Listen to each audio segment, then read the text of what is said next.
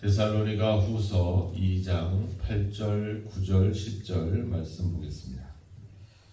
그때에 불법한 자가 나타나리니 주 예수께서 그의 입의 기운으로 그를 죽이시고 강림하여 나타나심으로 패하시리라. 악한 자의 나타남은 사탄의 활동을 따라 모든 능력과 표적과 거짓 기적과 불의의 모든 속임으로 멸망하는 자들에게 있으리니 이는 그들이 진리의 사랑을 받지 아니하여 구원함을 받지 못함이라. 아멘.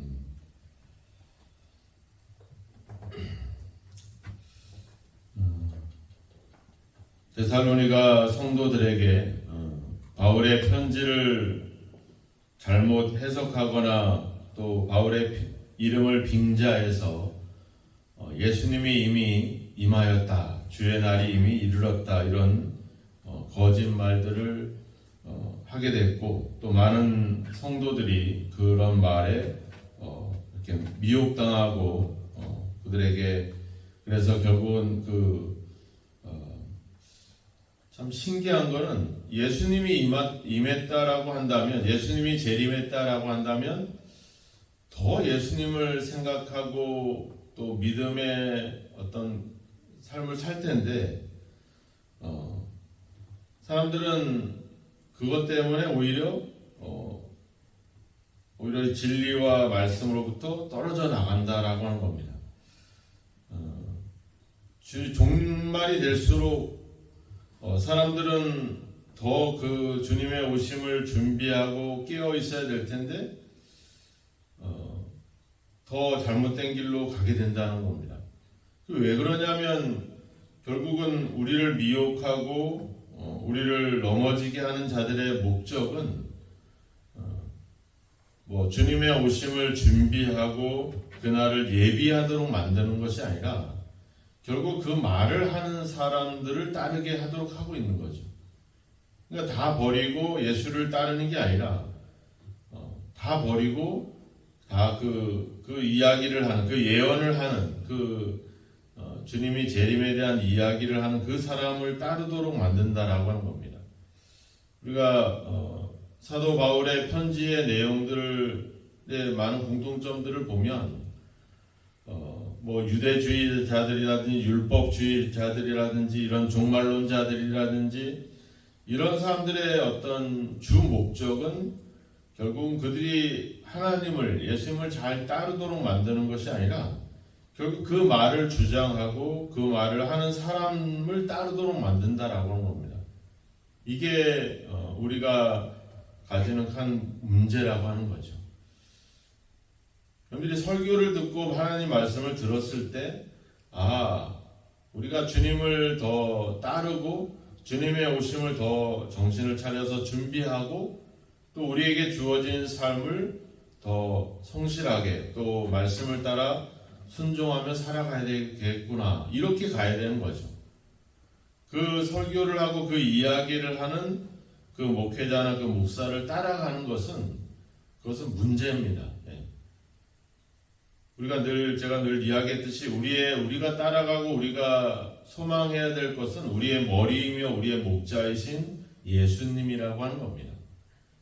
이 설교와 이 하나님의 말씀을 해석해주는 목회자나 이런 목사들은 늘 이야기했지만 우리가 같은 지체입니다. 그러니까 저희가 교회에서 설교나 이런 어떤 하나님 말씀을 전하는 그런 어떤 역할을 맡은 거죠. 그래서 그런 어떤 능력이나 그런 기적을 행하고 있는 게 아니라 그런 역할을 맡은 겁니다. 어떤 분은 청소를 하고 정리를 하는 역할을 맡은 사람이고, 어떤 사람은 가르치고 지도하는 역할을 하고, 각자의 역할이 있는 거죠. 그래서 그런 우리의 역할들이 모여서 서로 도와서 우리가 하나님을, 예수님을 잘 따르도록. 왜? 그분이 우리의 머리니까. 그게 목적이에요. 자칫 우리가 사람을 따르게 한다거나 어떤 특정한 교회를 따르게 한다거나 이렇게 우리의 신앙의 방향을 그렇게 가져가게 하는 그것은 일단 우리가 경계를 해야 된다라고 하는 겁니다. 오늘 이 불법한 자들, 이런 우리를 미혹하고 우리를 넘어지게 하고 하는 이 모든 자들의 어떤 그 특징은 뭐라고 나와 있냐면 8절에 보니까 불법한 자들이다. 또 9절에 보니까 모든 능력과 표적과 거짓 기적과, 그리고 10절에 보면 불의의 모든 속임으로. 특징이 바로 뭐예요? 속인다는 거죠. 거짓이라고 하는 겁니다. 근데 능력과 표적과 기적과 이런 걸 얘기하죠. 사탄의 활동을 따라. 원래 하나님은 우리를 구원하기 위해서 예수님이 오셔서 병을 고치고 귀신을 쫓아내고 죽은 자를 살리고 이런 능력과 표적과 기적을 행했어요. 왜요? 제자들이 사도행전에 보면 안진뱅이를 일으키고 또 병든 자가 고침을 받고 이런 놀라운 일들이 일어났거든요. 죽은 자가 살아나고. 왜요? 그들이 전하고 있는 복음이 진리이고 그 복음이 확실하다라고 하는 그것을 증거해 주기 위한 역할로서 능력과 기적이 있습니다. 즉 우리가 하나님의 말씀을 믿을 수 있도록, 그것을 우리가 하나님의 구원의 확신을 가질 수 있도록 때로는 우리가 능력과 기적과 체험으로서 우리를 돕고 있었다는 거죠. 우리의 구원을 위해서 그렇게 능력과 기적과 이런 것들이 사용됐다면 이제 말세가 될수록, 종말이 다가올수록 그 능력과 표적과 기적은 결국은 우리를 유혹하고 우리를 넘어뜨리는 걸로 사용하고 있다는 겁니다. 이게 우리가 참 두려운 거죠. 하나님의 능력으로, 하나님의 기적으로 보게 되는데 종말이 되어 갈수록 이 능력과 기적은 결국 사탄의 활동으로, 결국은 믿는 자들을 미혹해서 넘어지게 하는 걸로 이것이 가져가고 있다는 겁니다. 그래서 우리는 능력이나 기적이나 표적이나 이런 것에 우리의 믿음의 근거를 둬서는 안 됩니다. 어느 교회나 어느 목회자가 능력을 하고 기적을 행하고 병을 고치면 참 멋있죠. 중요한 거는 그게 속임이냐 진리냐. 그래서 10절의 끝에 뭐라고 그래요? 그들이 진리의 사랑을 받지 아니하고 구원함을 받지 못합니다. 능력과 기적과 이런 것은 행하는데 그것이 진리에, 그리고 그 진리는 뭘로 나타나는 데서 사랑으로 나타나는 데 있잖아요.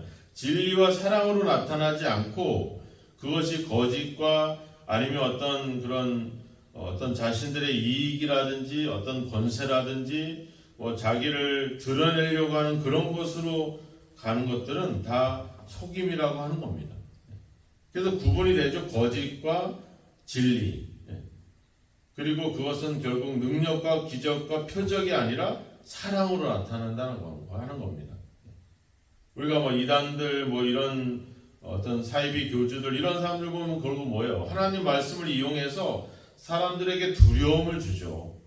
우리가 그 8절 끝에 보면 그를 죽이시고 강림하여 나타나심으로 패하시리라. 여기서 강림하고 나타나신다 이런 말이 나와요.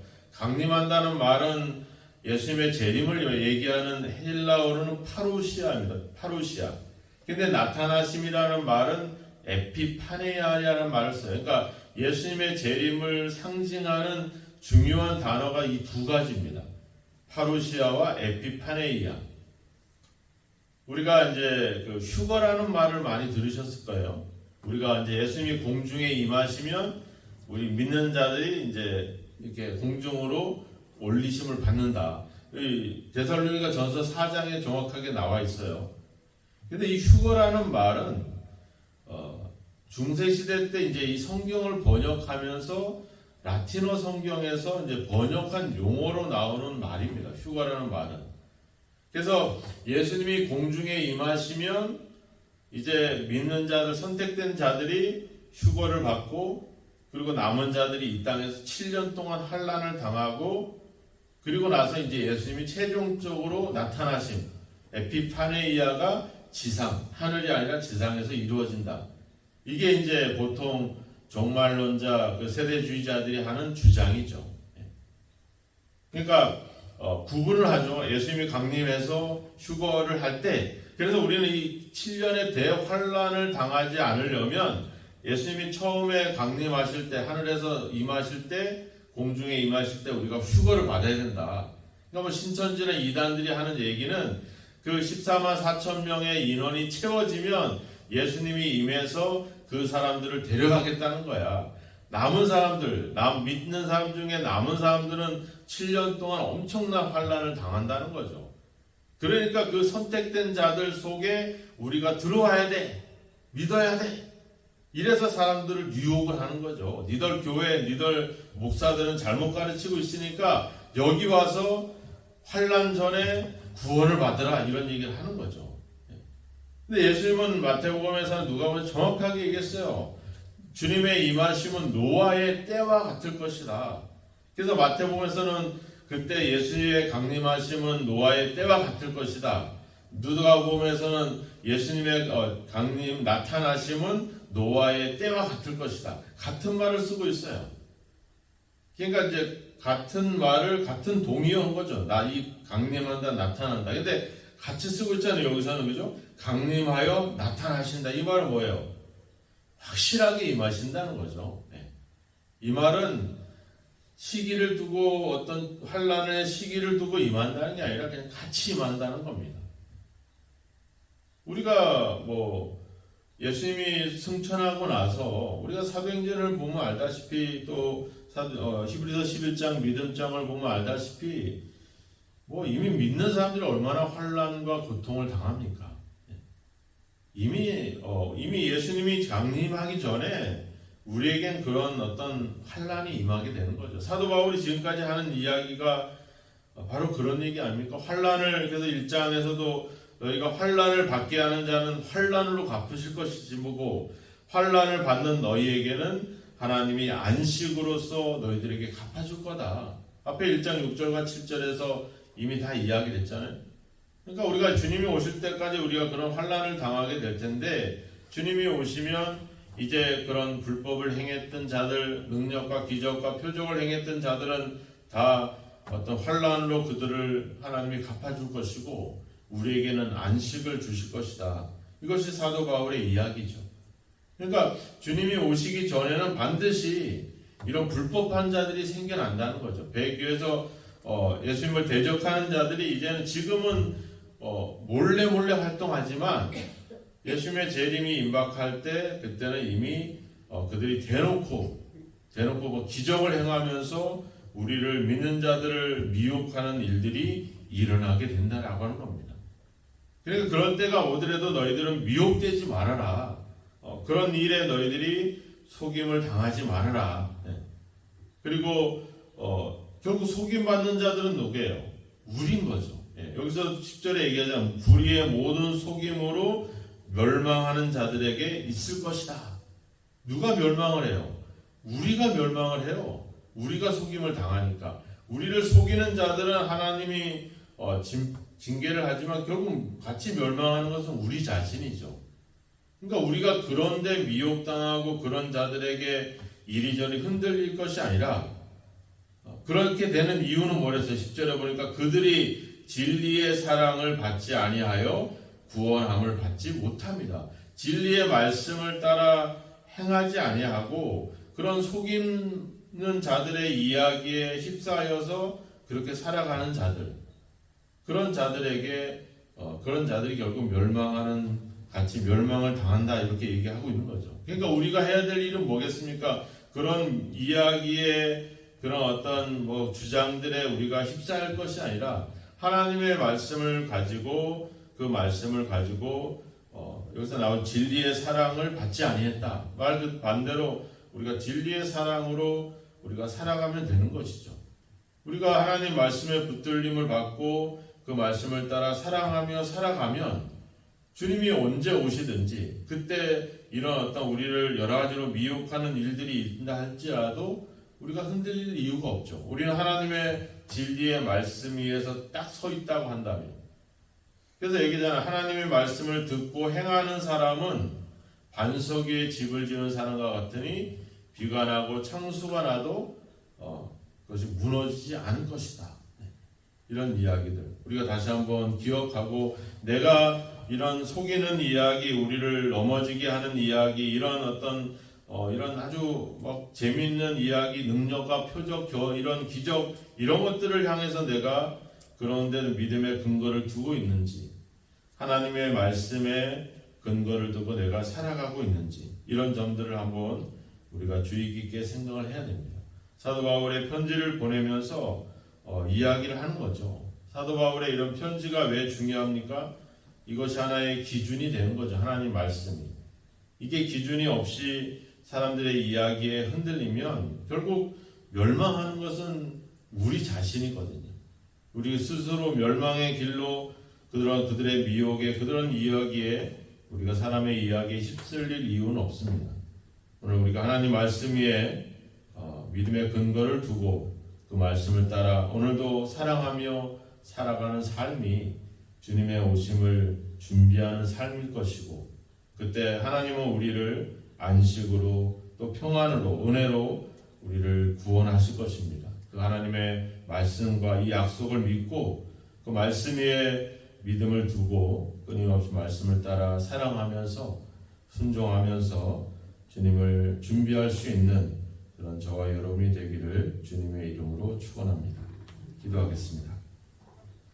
하나님 아버지, 할 수만 있으면 우리 믿는 자들을 미혹하고 넘어뜨리고 또 우리를 이용해서 자신들의 욕심과 탐욕과 주장과 이익을 추구하고자 하는 각종 이단 사상들과 잘못된 주장들에 대해서 우리가 분별력을 갖고 지혜를 갖고 살아가기를 원합니다.